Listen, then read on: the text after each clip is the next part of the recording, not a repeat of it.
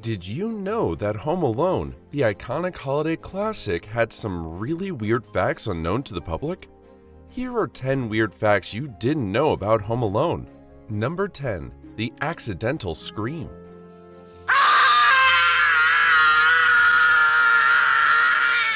You know the moment Kevin slaps on his dad's aftershave and lets out a blood-curdling hands-on-cheek scream? In that moment, you just knew a star was born. This is one of the most recognizable movie poses ever, yet the moment was not fully scripted as you see it. Macaulay Culkin was supposed to put his hands down after screaming, but in that spontaneous moment of childish panic, he kept his hands glued to his face, making the scream iconic and perfectly capturing that searing sting of cheap aftershave. That initial, unscripted reaction set a high bar for the film's authenticity. It makes you wonder how many other small details were completely unplanned, like the sheer commitment of the live tarantula. Number 9. The live tarantula. Remember Marv, the taller wet bandit? The guy who got an iron dropped on his head and a paint can to the face. He also somehow kept his cool when a giant tarantula crawled directly over his face in the climax.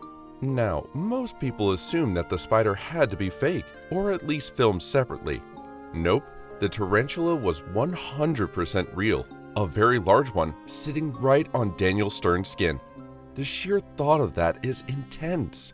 The terror on his face was real enough, but that famous high-pitched scream you heard? That was dubbed in later.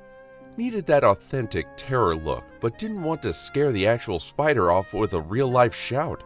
A real tarantula on his face, a fake scream, all for a 10-second shot. That's next-level commitment to chaos. If you think that was intense, wait until you hear how the star burglar took method acting to a terrifying extreme. Number 8. Joe Pesci versus Macaulay Culkin. Joe Pesci, who played the short, fiery Harry, is known for his intense dramatic roles. To make sure he channeled that angry, dangerous energy, he actively avoided Macaulay Culkin off camera. He deliberately maintained a detached, intimidating presence throughout the filming. The goal was to make Kevin genuinely nervous and scared of Harry, maintaining a palpable on-screen tension between the burglar and the 8-year-old. Pesci even went a step further in his method acting, which resulted in a permanent physical reminder for Culkin. That level of dedication is frightening and leads directly to an on-set injury that still has a scar to show for it. Number 7. The bite drew blood. One of these little fingers, one at a time. While rehearsing the scene where the wet bandits finally capture Kevin and threaten to bite off his fingers, Joe Pesci, in a moment of full-on intensity, actually bit Culkin's finger hard enough to break the skin. It was a genuine accident, but the force behind it was so real that Culkin later revealed he still has a faint scar from the incident. A genuine scar on the star's hand from an accidental yet completely in character bite. That is a seriously weird piece of movie trivia. The chaos didn't just involve the main actors though. The sheer power of this film's writer is also part of its bizarre history. Number 6. The 9 Days Script. I try to do that as much as I can, and that's the Beaver's house. John Hughes, the genius behind classics like The Breakfast Club, got the idea for Home Alone while packing for a trip and worrying he might forget something important like his own son. He was so struck by the concept that he wrote the entire first draft in only 9 days.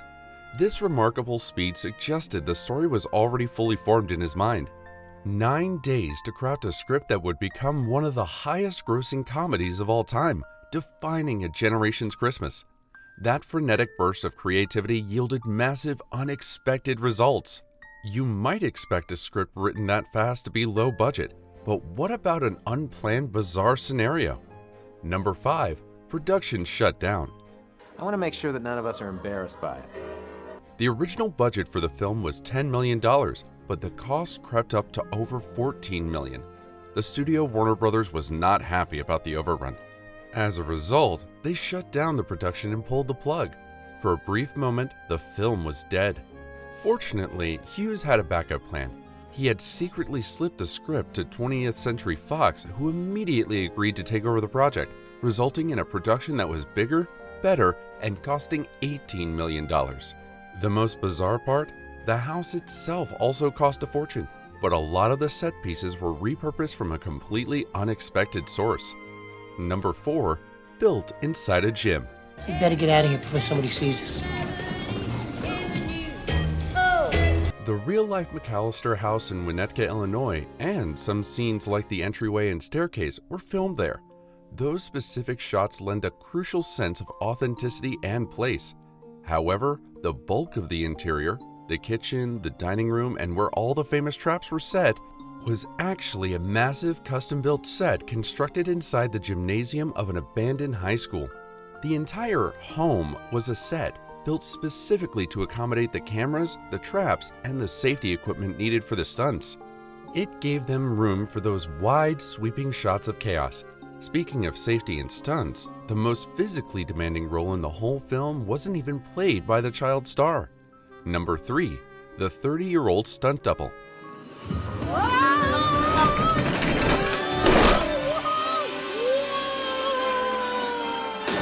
When Kevin rode the sled down the stairs or ziplined to the treehouse, the stunt double needed to be the same height as an 8-year-old.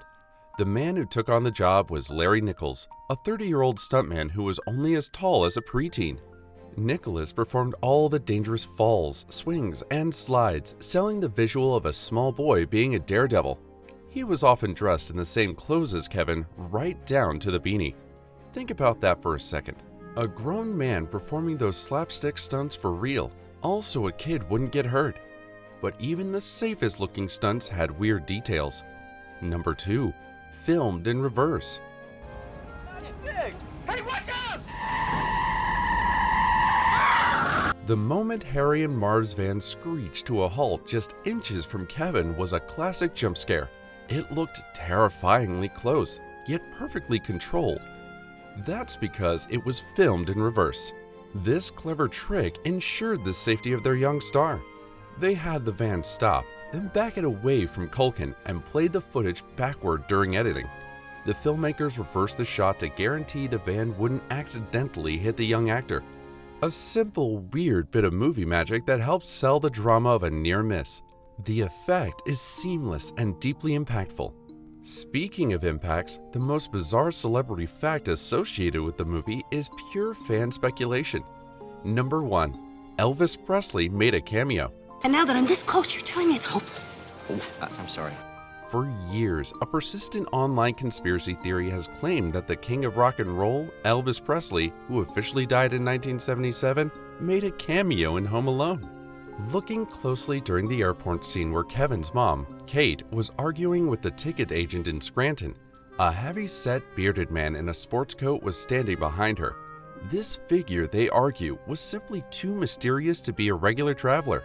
Conspiracy theorists insist this extra was Elvis, alive and well. The filmmakers have debunked it, confirming the extra was a local man. Their insistence has done little to stop the intense online debate. However, the sheer weirdness of fans insisting a deceased music icon was chilling in the background of a Christmas movie makes this the strangest piece of Home Alone lore.